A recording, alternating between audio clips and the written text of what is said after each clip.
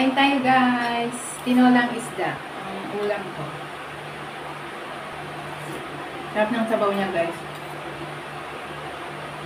Gulay.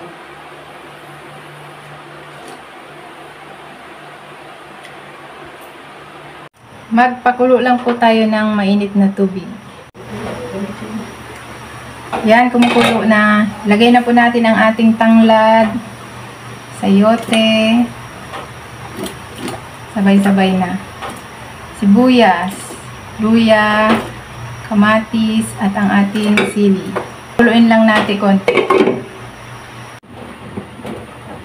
Yan, half cook na ang ating sayote. Lagay na natin ang isda.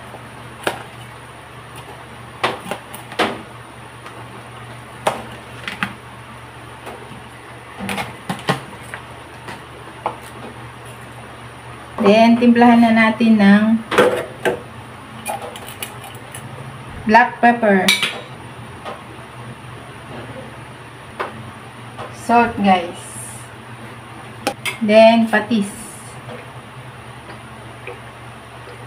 Yan.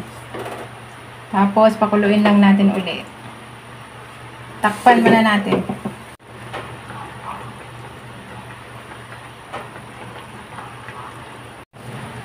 Lagay na po natin ang malunggay.